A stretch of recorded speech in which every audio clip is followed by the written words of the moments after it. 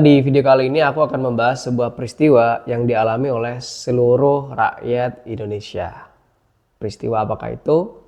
Yaitu pemilu. Ada kembali di Breaking News TV One, pemirsa kita kembali. Pemilu kali ini berbeda dari pemilu-pemilu sebelumnya, bahkan menjadi pemilu terbesar dalam sejarah Indonesia, di mana pemilihan presiden dan DPR digabungkan menjadi satu. Ada 5 kotak suara dan juga ada 5 surat suara. Pertama yaitu surat suara presiden dan wakil presiden. Yang kedua adalah DPR RI. Yang ketiga adalah DPR di tingkat provinsi dan DPR di tingkat daerah.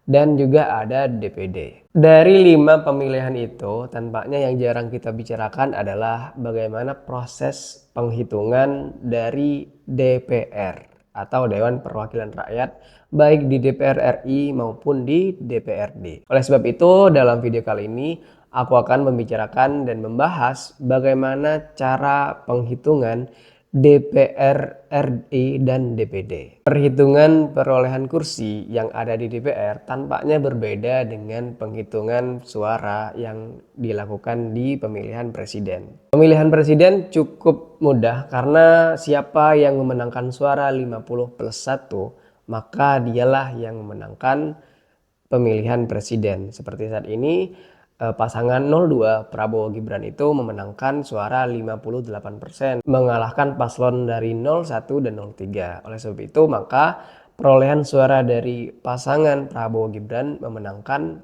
presiden atau memenangkan pemilu presiden. Berbeda dengan cara penghitungan jumlah perolehan kursi dari sebelumnya yang kita kenal dengan bilangan pembagian pemilih. Kali ini sejak tahun 2019 Indonesia menggunakan metode Sainte-Laguë atau Sainte-Laguë untuk menentukan berapa jumlah kursi yang diperoleh setiap partai, baik yang ada di DPR RI maupun di DPR tingkat daerah atau DPRD. Bedanya hanya satu, yaitu kalau di DPR RI ada yang istilahnya adalah parliamentary threshold, yaitu untuk mendapatkan kursi di DPR, maka partai harus mempunyai minimal 4% dari seluruh suara sah. Adapun cara penghitungan kursi memiliki metode yang sama, yaitu menggunakan metode Sainte-Laguë. Seperti apa proses penghitungan Sainte-Laguë itu? Sesuai dengan UU Pemilu nomor 7 tahun 2017 pasal 415 ayat 2, bahwa dalam hal perhitungan perolehan kursi DPR, suara sah setiap partai politik yang memenuhi ambang batas perolehan suara sebagaimana dimaksud dalam pasal 414 ayat 1 dibagi dengan bilangan pembagi 1 dan diikuti secara berurutan oleh bilangan ganjil, yaitu 3, 5, 7, dan seterusnya, tergantung seberapa banyak jumlah kursi yang disediakan di setiap dapil.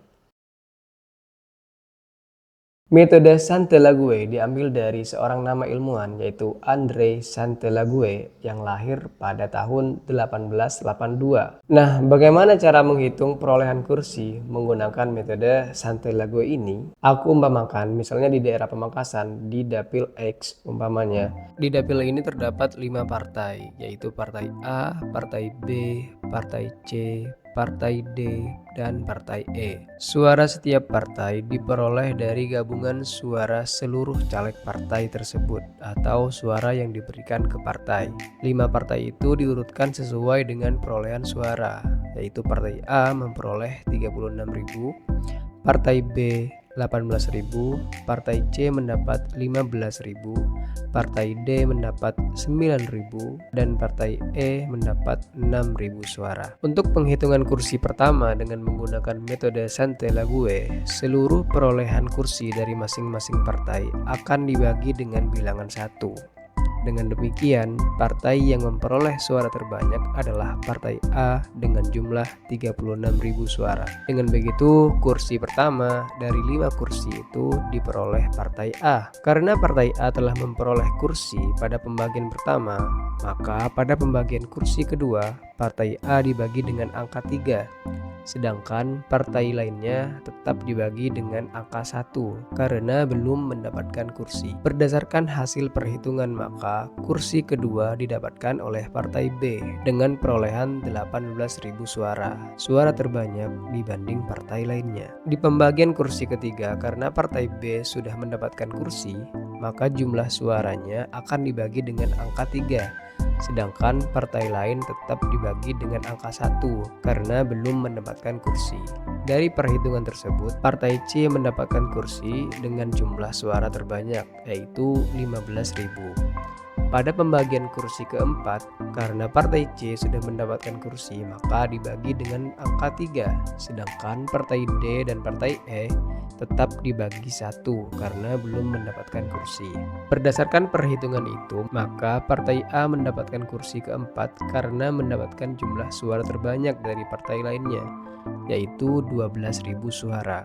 Pada pembagian kursi kelima, karena partai A pada perhitungan kursi keempat mendapatkan kursi, maka partai A dibagi dengan angka 5, sedangkan partai B dan C tetap dibagi 3, dan partai D dan partai E tetap dibagi 1 karena belum mendapatkan kursi. Hasilnya jumlah terbanyak dimenangkan oleh partai C dengan suara 9.000.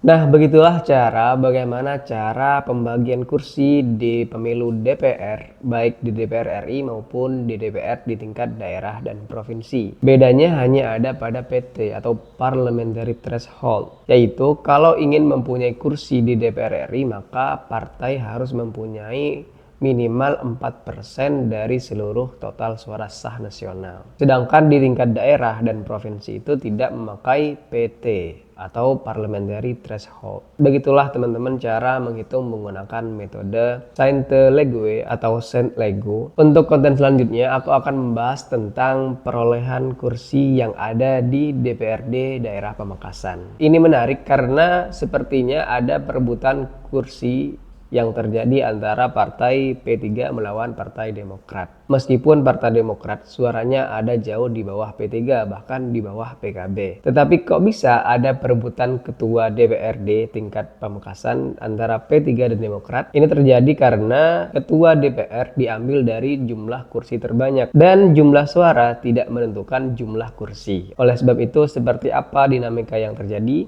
Aku akan bahas di konten selanjutnya.